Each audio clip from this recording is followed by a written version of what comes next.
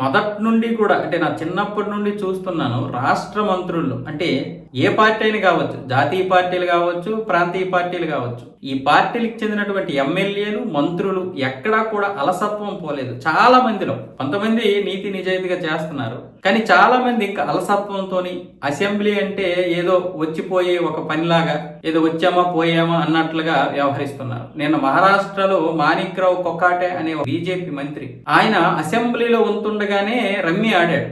దానికి ప్రతిపక్షాలు ఏమొచ్చేసి ఫోటోలు తీసి వీడియోలు తీసి ఈ సోషల్ మీడియాలో పెట్టారు. దాన్ని ఆయన ఎంత బుకాయించుకున్నా సరే జరిగింది తప్పు. ప్రతిపక్షాలు ఎప్పుడూ కూడా ఎలాంటి తప్పు చేస్తారా పాలక పక్షం, మనం వాటిని వెంటనే ప్రజల ముందు పెట్టి విమర్శించాలి. అదే కదా ప్రతిపక్షాలు చేసే పని. కానీ మీరు చేసిన పని ఏంటి? ప్రతిపక్షాలు విమర్శిస్తున్నాయి అంటున్నారు సరే, మీరు రమ్మి ఆడడం కరెక్ట్ కాదు. అది వీడియోతో సహా ఉంది.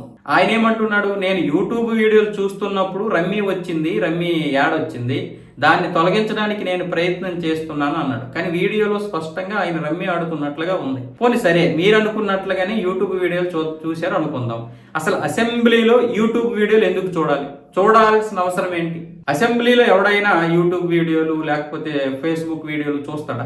ఎవడ సొమ్మది? ప్రజల సొమ్మది. ఒక అసెంబ్లీ గంట సేపు నిర్వహించాలంటే 50-60 లక్షల ఖర్చు అవుతుంది. ఇంకా అంతకు మించి కూడా అవ్వచ్చు. ఒక్కొక్క రాష్ట్ర ఖర్చు ఒక్కొక్కలా ఉంటుంది. కాబట్టి ఇదంతా ప్రజల సొమ్మే కదా, మీరు దానికి విలువ ఇవ్వరు. పైగా ప్రజా సమస్యల మీద పోరాడాల్సినటువంటి పరిస్థితి, ప్రజా సమస్యల గురించి విశ్లేషించాలి, అక్కడ మాట్లాడాలి, దాని మీద మీరు పట్టు సాధించాలి. కానీ నేను యూట్యూబ్ వీడియోలు చూస్తున్నాను, నేను రమ్మీ ఆడుతున్నాను, మీరు రమ్మీ ఆడకపోవచ్చు, యూట్యూబ్ వీడియోలు అక్కడ ఎవడైనా చూస్తాడా?